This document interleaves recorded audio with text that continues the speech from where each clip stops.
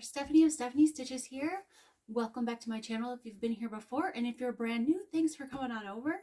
If you wouldn't mind hitting the subscribe button below and ringing the bell so you'll be notified when I put up new videos or go live, I'd really appreciate it. It doesn't cost you anything, but it helps me out a lot. So today I wanted to talk a little bit about the tools you need as a beginner quilter.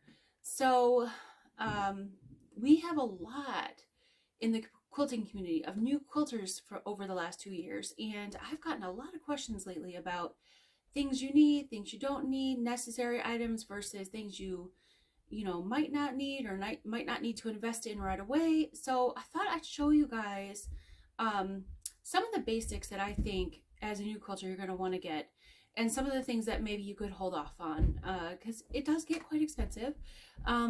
So I'm going to start by showing you, I'm going to go through several different things. I'm going to go through the cutting things you need, the pinning things you need, the rulers, and I'm also going to show you the different cuts of fabric, because a lot of people have asked me, what in the heck is a jelly roll? What is a layer cake? What is a charm pack? Those terms can be a little bit, all this can be a little bit overwhelming if you're a brand new quilter. I know when I started quilting, it was overwhelming, learning all the terminology, figuring out what it all meant, what all I exactly needed. I didn't want to buy a bunch of stuff I didn't need. I kind of didn't know what to do. So in the beginning, I did buy a bunch of stuff I didn't need. So I thought I would try to help you out a little bit and show you a little bit. So yeah, I am going to change the camera angle so you can see what I'm talking about instead of looking at my face. So I'm going to change the camera angle and zoom in on my table here and show you what I'm talking about. And then I hope this video helps you out a little bit, and I'll be back at the end. So see you in just a minute. So some of the first things that you're gonna need as a quilter, besides a sewing machine, is cutting tools. So unlike garment sewing, where you could get away with just some scissors, you're gonna need a rotary cutter. Now, as you can see here, there's a lot of different rotary cutters on the market. What I'm going to tell you here is my opinion and my opinion only. And also, I want you to think about your budget when you go to purchase your tools. Whatever works in your budget is what you need to get. So, the most inexpensive rotary cutter that's on the market is a Fiskars, and I don't have one of those. I did years ago. That was probably my first rotary cutter. And then I got the Olfa. This is the Olfa stick rotary cutter. This is the most common rotary cutter upgrade from the Fiskars. It's a 45mm stick. And I believe that this rotary cutter is a very nice, little bit of an upgrade from the Fiskars, but a very nice rotary cutter for most quilters. Now, rotary cutters come in all sizes. This is a 28mm rotary cutter, so as you can see, it's very small. This is really good for cutting out applique pieces, curved pieces, and you need smaller things cut. The blade can turn and go around pieces a lot easier than the 45mm. But your 45mm is standard, and that's what's perfect for cutting all your traditional pieces out, your yardage, things like that. This is also a 45mm rotary cutter. This is the Tula Pink one. This one's quite pricey. I know that. I have been quilting for quite a while, and so I upgraded to this one, and I will never go back. It's very ergonomic. The handle is very well balanced. There is a grip right here, and a rubber grip, and I just really love the way it fits in my hand.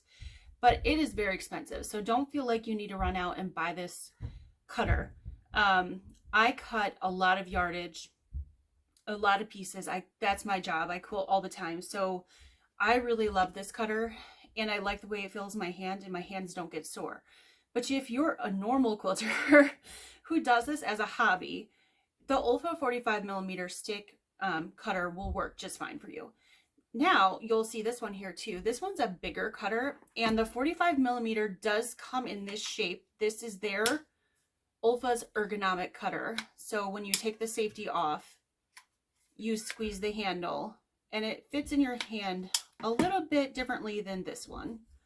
Now this 60mm, I use this when I cut yardage for customers because it cuts through a lot quicker. I feel like it can get through more layers than the 45mm. So that's why I have that one. I love that for cutting lots and lots of yardage. Most of you probably won't need the 60mm.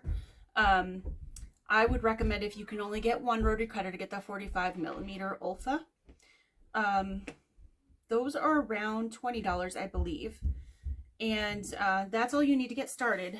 And I also recommend that you get some spare blades.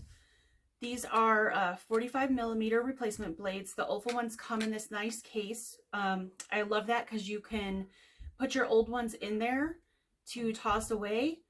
But if you get the Fiskars or any other brand, or if you get one that doesn't come in a case, what I do recommend is going to a pharmacy and buying those hazardous material containers that they have, like if you're a diabetic, for needles, and you can put old blades in there and then toss them all away at the same time when you've got a whole container full. That way nobody gets cut if you put those in the trash. If you have these plastic containers, you can put them there and toss them and it's not a problem. But if you don't, that's what I would recommend. But you definitely want to get yourself some more blades. And I'll tell you that almost every quilter will say this, that we don't understand why we don't replace our blades more often. I do it myself. I've heard lots of other quilters say, gee, why didn't I replace that blade sooner? Because you replace the blade and your rotary cutter then goes through your fabric like butter, and you're like, this is silly. So I recommend having one of these on hand, because you never know when your blade is going to go dull, and you'll start to be able to tell because it won't go smoothly through the fabric. It'll start leaving little threads that catch, that don't fully cut, and you'll know it's time to replace your blade, and you'll be happy when you do. So those are rotary cutter options. Now to scissors and seam rippers. You definitely want to have a seam ripper. They come in all shapes and sizes, different price points. I've got a homemade one. I don't use it because it's special to me. I've got this Clover one, which is like, I think it's one of the cheapest ones on the market, and I really like it. It's fine. This one seems to be my favorite one right now. This is by Taylor Seville, and it's the maker of magic pins, if you've heard of magic pins for quilting. And I like it because it's got this hard plastic cap. So the Clover one comes with like a little plastic sleeve, and I have several of these because I keep one by my long arm, I keep one by my sewing machine, and I always lose that little sleeve. And I've got a bunch of little guys in my house. So I love this one because it's a hard plastic cap that goes right back on, keeps it covered away from little hands, and I like that it's got this rubber grip right here. But again, that's all personal preference, but you need a seam ripper. Hopefully you won't have to use it too much, but you should have one in case you know, you do need one. So and they do make seam rippers, and I've got one around here somewhere by Kai, who was the maker of this small rotary cutter, that look like eyebrow shapers. It's kind of like a straight razor blade that you could use as well. But I recommend trying one of these type until you're a more advanced sewer. Then you're going to need a really small pair of scissors called snips. So this is just to snip little threads. You're going to want a little pair. They don't have to be expensive. Snips are fairly cheap. You can get them anywhere. A lot of subscription boxes put them in boxes all the time. So if you get any of the subscription boxes, you'll probably get a pair, but super inexpensive tool. Then you're going to want a good pair of fabric scissors. There's a great deal range in price. You do not have to start out with the most expensive pair. Fiskars makes them, Kai makes them, Ginger makes them. There's all different brands. I have the Ginger scissors. These are my fabric scissors. They don't cut anything except for fabric. I I grew up with Ginger scissors. My grandmother always had them, and so I invested in that. I knew that was a good thing to invest in. I've had them for years. I've never had to sharpen them, but definitely don't cut anything but fabric with them. So that brings me to my last pair of scissors. This is an inexpensive pair of Fisker scissors, and I just have these in my sewing space because there's times I need to cut things open, like packages from pre-cuts and you know, anything that's not fabric. Because there was times where I'd be looking for something to cut and I was tempted to use my fabric scissors, and I said, nope, I can't do that. I need to get a regular pair of scissors. So this is just an inexpensive pair of Fisker scissors, and you can get these anywhere. So there's some of the cutting tools. I'm gonna move all this aside. And then, of course, to go with your cutting tools, you're gonna want a mat. Now, mats also come in all shapes, colors, sizes. Fiskars makes a mat, Olfa makes mats, Tula Pink makes mats, Martelli makes mats. There's all kinds of different mats and all kinds of different price points. The one thing I can recommend with a mat is that you get a double-sided or double color mat. This one is white on one side and black on the other. So that way, depending on what color fabric you're cutting, like I wouldn't want to cut black fabric on here, and I've tried cutting white fabric on this side, and it's really difficult to see the markings. So I recommend getting a mat that has two different colors. It doesn't have to be black and white. There's the Martelli is purple and yellow. There's Fisker's ones that are pink and blue. I've seen all different colors. Now I've tried probably every mat out there. I've got an Olfa mat underneath this one. If you guys saw the mat under here, I've got this one is a Riley Blake mat, made or designed by Christopher Thompson. I've got a Martelli mat on my big cutting table over by my long arm. I like them all for different reasons, and I dislike them all for different reasons. So you just have to find which one works best for you. The one thing I do recommend is you get a harder mat. If you pick up the mats, you can feel the difference if you like stick your fingernail in it. Some of them are softer and some of them are harder. The softer ones, the Rotary Cutter, which this one is a little bit softer of a mat. So I've got a line right here on the half yard mark where I've cut some fabric, and I haven't been using this mat for that long, to be honest with you, and I've already got a line from my Rotary Cutter. The softer mats, the Rotary Cutters tend to dig into more. So I recommend a mat that's got a little bit of a harder surface, and the Olfa mats have that, and so I like the Olfa mats for that reason.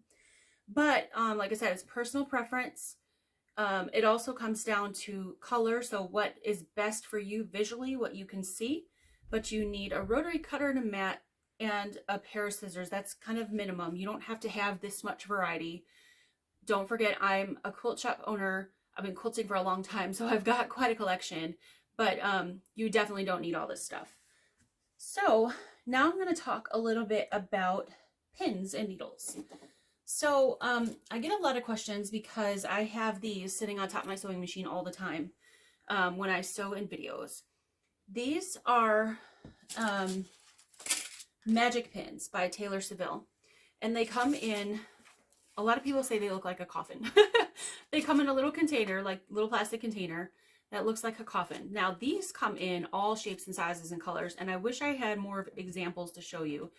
There are ones that are aqua colored that are called patchwork pins, and those work just fine. Those are nice and thin. The most important thing to me in a pin is that they're fine, they're thin. The patchwork ones are nice and thin, but they're a little bit shorter.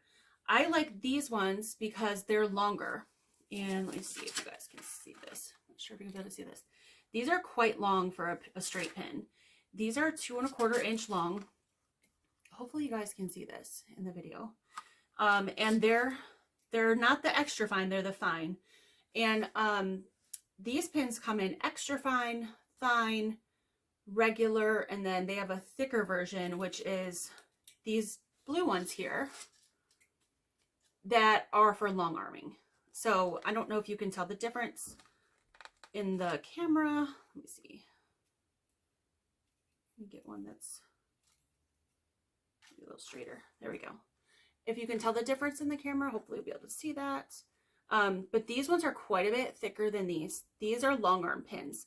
So these are ones that you pin the fabric to the leader, and I have a long arm. But you wouldn't want to use these in regular everyday piecing and pinning because they'll leave a pretty big hole in your fabric. So don't get those ones. So I recommend you either use the fine or the extra fine.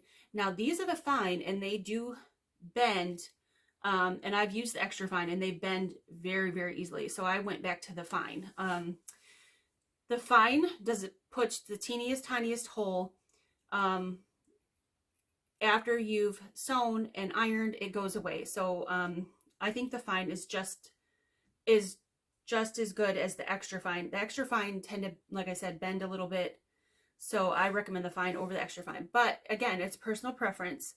And you don't have to buy these pins. You can get any pins. There's pins all different sizes, shapes, costs on the market, but definitely find yourself some pins. I would recommend getting a pin that's 0.5 millimeters or smaller. Any larger and it's going to leave a bigger hole. And also, I'm not a big fan of pins, but I get these because if I poke myself, it doesn't hurt as much. So that's one of the reasons I chose these pins. And I don't like to pin because for some reason I poke myself a lot. All right, and then I'm going to show you what I would recommend for machine needles, because I get this question all the time. I recommend, if you want one universal needle, to get the Schmetz Chrome Professional Grade 8012 Microtex needles. Microtex have a really sharp point on them. They're going to leave the smallest hole in your fabric, and 8012 is a good universal size. Now, if you're a prolific sewer, you'll know what other needles you need. Smaller needles are better for different fabrics like silk. 8012 are perfect for quilting fabric. You can even get a 9014 if you're going to do a lot of quilting on your domestic machine. 9014 are perfect for top stitching, quilting stitches, but the 8012 are perfect for piecing. So these are the ones I recommend. I also recommend, and I don't have any right now to show you, so I'm sorry, but I also recommend the Oregon Microtex Chrome needles. They work just as well as the Schmetz. I like both brands. I can't use these in my machine because I've got a high-speed machine, but my secondary machine, I use the Schmetz, and in my fast machine, I use the Oregon needles. So, yeah, either one works just great. But that's a good, 8012 is a good universal size. So if you're looking for a specific size, and I recommend, like I said, the Microtex. No matter what brand of needles you use, if you get the Microtex needles, you're going to poke a really sharp, tiny hole, and you'll be all set. Now, these are an extra for sure. You don't need these, but when you are cutting all those little pieces in your project, it's nice to have a marking tool. Now, you can use a Post-it note and pin them on to your pieces. You can put them in separate bags and label the bags. There's many marking tools on the market, and I've had many of the different marking tools. These are my favorite. This cute little, it's a cute little box. First of all, it looks like a heart. These are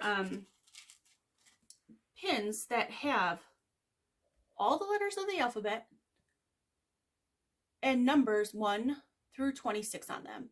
So you can stick these right in your fabric and mark the letter or the number for the pieces for your quilt. So even though these aren't necessary and they are a little pricey, so this is not something you have to have, I do recommend having that. And once again, I wanted to say that these are all my opinions. So if you have found other things you like, don't feel like you need to run out and get any of this. So now I'm going to move on to thread. Okay, so there's a huge thread debate, and I'm not gonna I'm gonna give you my opinion. I'm not gonna go into all the different debates, other than I do recommend for piecing a 50 weight cotton thread.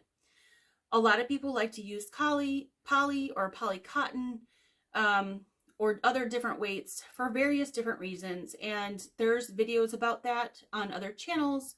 There's talk about that in a lot of the groups on Facebook. So if you want to go check any of that out, go for it. But this is what I recommend. And a lot of quilters use 50 weight cotton to piece. So you can get some thread as inexpensive as a couple of dollars a spool. Those threads tend to break though because they're a little, you know, cheaper made. The two threads that I've used over the years and that I find good results with are Gutermann, and you can find this at your local big box stores. And especially when they have sales, you can get this for a really good price. Now, since finding Aurifil, I don't sew with Gutermann anymore, but I would if I had to. It's not a bad thread. It's nice and strong. And I actually gave my stash of Gutermann to my daughter because she's learning how to sew. And my machine that she sews on, it was my original starter machine, does not like Aurifil thread. So that's another reason I keep Gutermann around, because that machine sews really, really well with this thread. So that's a 50 weight cotton Gutermann, and it's about half the price of Aurifil. Aurifil's a pretty pricey thread, especially for a beginner. And I don't recommend, as a beginner, unless you know that you're 100% in on quilting, I don't recommend starting out with the most expensive things. You need to find what you like before you start spending like the top dollar. So that's a more inexpensive thread that I think is a really good thread. And then this is kind of the upgrade. This is Aurifil, and I love, love, love Aurifil for piecing. It's very strong. I've never had breakage issues. It works really, really well in my high-speed machine. And the two colors that I use the most are Dove Gray and white, the 2024 white. There's lots of whites of Aurifil. There's a natural, a super white, but the number that I use is 2024, and the Dove Gray is 2600. So these are the two that I recommend if somebody's looking for an Aurifil recommendation. Now, like I said, though, the Gutermann here is just fine. Like, I used this for years before I found Aurifil. And if I had to go back to this, if Aurifil wasn't available, I would definitely use Gutermann. So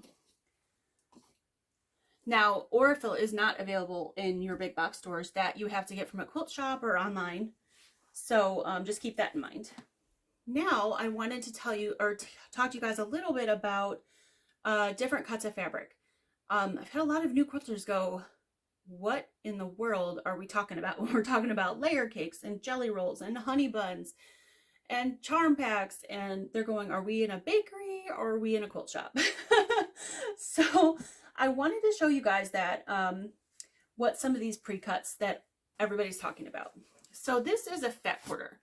So a fat quarter is a 1/4 yard of fabric, but just cut a little bit differently. So traditionally, a 1/4 yard of fabric is you lay out a yard and you cut 9 inches off the bolt, and that's a 1/4 yard of fabric. So the way a fat quarter works is it's shaped a little bit differently, but it's the same amount of fabric. So instead of cutting one strip at 9 inches, we cut a 1/2 yard and then cut the 1/2 yard right down the middle and create two 18 by 22 inch pieces.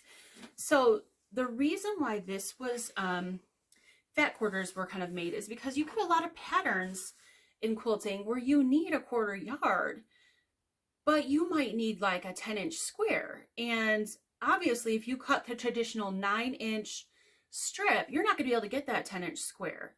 But you don't want to like grab more yardage and then waste it, and then you're going to have all this extra that you don't need. So the fat quarter is perfect for that, because you could get a 10-inch square and a bunch of other little pieces out of one fat quarter. So it's a good size for quilters.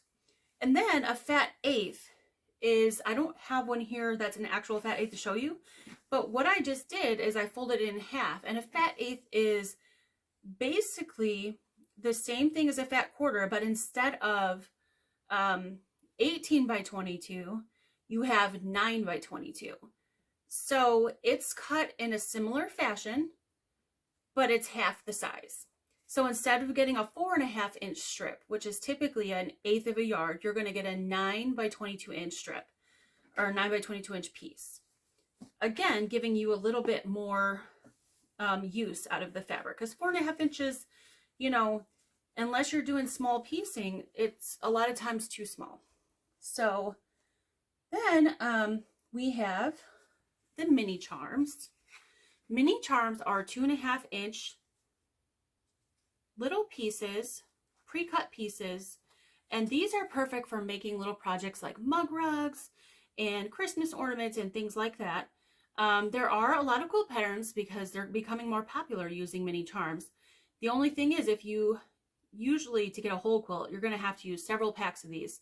So that's where the charm packs and layer cakes come in handy, because you'd have to buy quite a few of these to make a whole quilt, whereas you could take the charm pack or the layer cake and cut them up and have a lot more fabric. So that's the mini charm. So then we'll do the charm pack.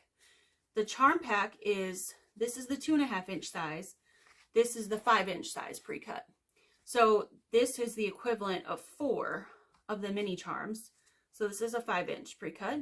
And these are perfect. Like, you can take one of these and make a baby quilt. And if you throw some backing fabric in here, you can actually get like a lap size quilt out of a charm pack. So these are nice to make a fun, quick, easy quilt if you need something done very quickly. Then you go to the granddaddy of these two. This is the layer cake.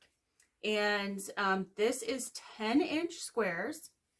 And oh, I forgot to mention that most mini charms, charm packs, and layer cakes have 40 to 42 pieces, unless it's a junior size pack, which are usually half of that.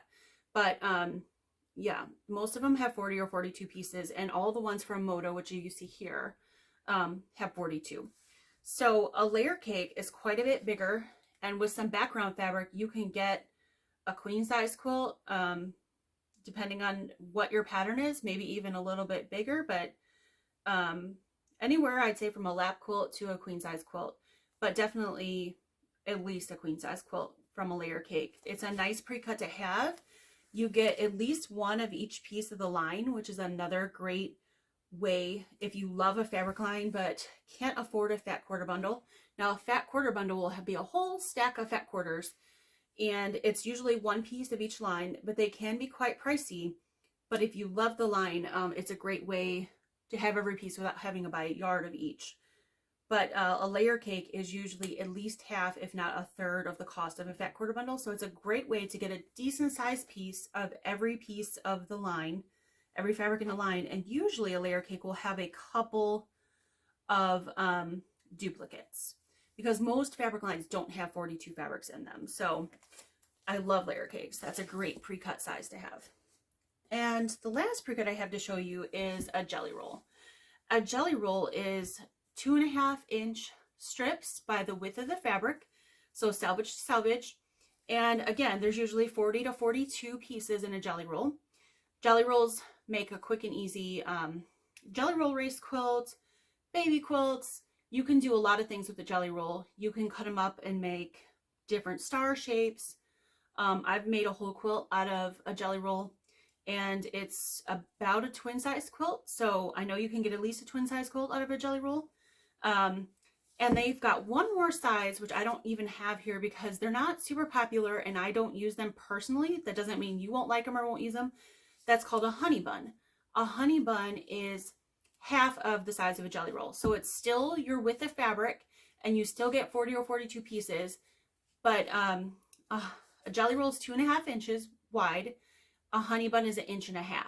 So very small pieces, but great for log cabins. That's another thing you can do with a jelly roll, make a log cabin block. But if you want an even smaller log cabin, honey buns are great for that, or for a pineapple quilt block. Yeah, but I don't typically use them just because I'm not into teeny tiny piecing. So there's all your different fabrics. So jelly roll, layer cake, charm pack, mini charm, fat quarter, and then half of that is a fat eighth. So I hope this was helpful for beginners out there. And hang on a second and I will move my camera so you can see me again. Okay, one thing I realized I forgot to talk about before I came back, so is rulers, because that's obviously a big part of the cutting process. So for quilting rulers, What I recommend is, I love the Creative Grids rulers. Creative Grids rulers have grips on the back that stick to your fabric and keep it from moving. I really love the Creative Grids rulers.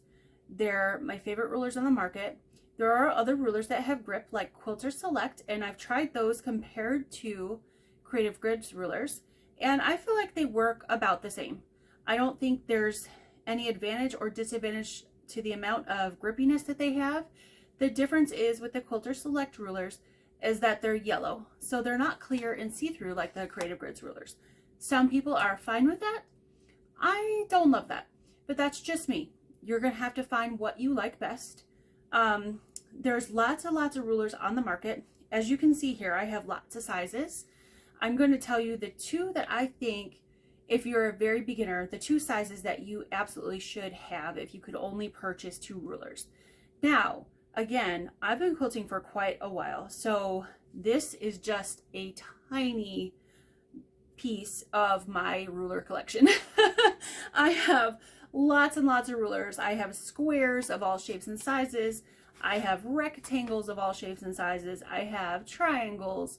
I have block lock rulers. I have clearly perfect slotted rulers. I have all kinds of rulers. As a beginner quilter, you do not need this massive amount of rulers.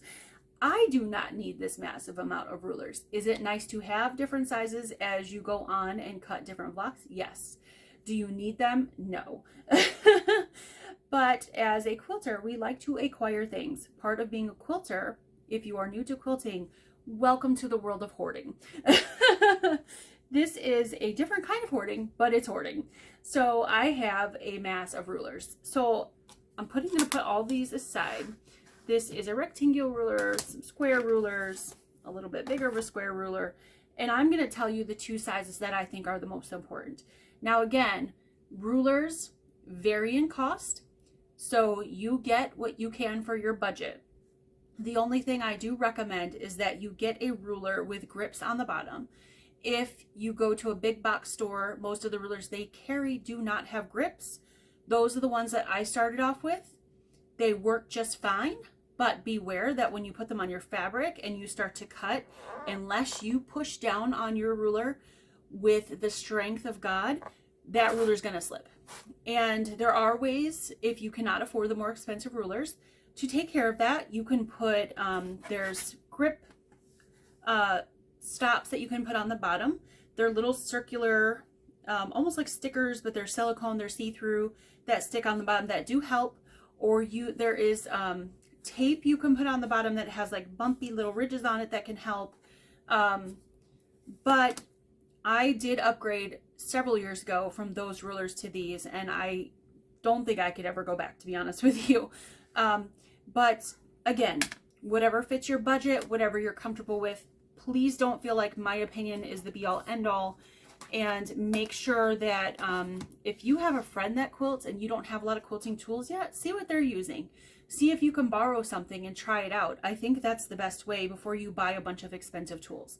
Okay, so I'll stop blabbing now and tell you about the 2 rulers that I think are the most important if you can only get 2 right away. And like I said, it doesn't have to be Creative Grids, but these are the 2 sizes that I recommend. I recommend a big long ruler. You want a 6-inch by 24-inch or 4-inch by 20, whatever inch width by 24-inch ruler. I'll tell you why. You want a ruler that you can cut the width of your fabric. Now, most of the time when you put your fabric on your cutting mat, you're going to fold it in half, and you're going to put selvage to selvage to make your strips like 2.5-inch strips or whatever width strips you need to subcut into like your smaller pieces for your quilt. So you're going to want a big long ruler that it can go the length of your fabric without having to move your ruler. So I recommend at least a 24-inch long ruler. I think this is one of the best investments you can have. And then I recommend one smaller ruler. And this one that I have is one of my favorites right now. It's an 8.5-inch wide by 12.5-inch long ruler. And the reason I love this is because I typically, every once in a while I'll do an 18-inch block, but I typically sew 10-inch or 12-inch blocks So this one has got me covered for the blocks, and it's wide enough that if I have an 8-inch piece block in my quilt, that I can cut those pieces with this ruler as well. You could keep there is an 8.5 by 24.5 inch ruler. So if you got that, you could get a smaller rectangular ruler.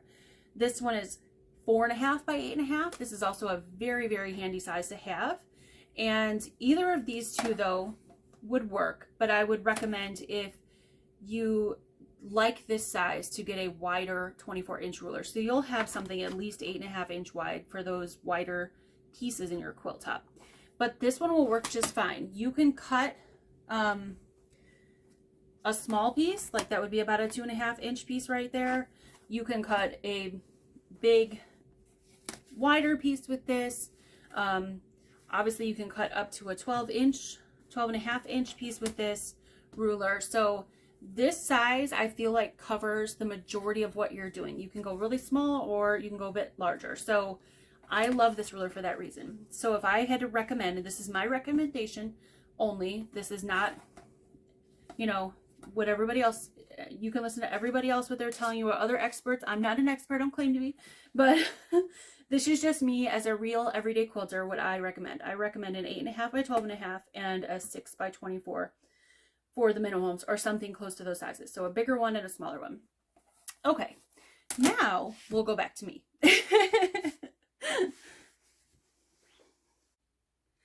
Okay, I'm back up here again. All right, thank you guys for watching my video, and I hope you found it helpful. If you have any questions about anything you saw, or you'd like any more recommendations, especially if you're a beginner, feel free to put something in the comment below. I'm happy to answer any questions. That's what I'm here for. And I just wanted to show you guys something really quick. I always have this quilt on the wall right here. I made that quite a while ago and I just love it. But remember that charm pack I was talking about? So this is made from 2 charm packs. It's made from a printed charm pack, like a designer line, and a background charm pack, because you can buy solids in charm packs. So that's what that's made from. So see what you can do with the charm pack. It's really cool. I wanted to just say thank you all for coming back to my channel, and I hope to see you again soon. And don't forget, the Fort Worth Fabric Studio Sew Along is coming up on Monday the 17th. I'm super excited about that. It's going to be very beginner friendly, and so that's why I wanted to put out the video today. So if you are a beginner, you won't be afraid to come sew with us, because it's gonna be a lot of fun and very simple, and I can't wait to see you there. Take care, everybody, and have a great day. Bye.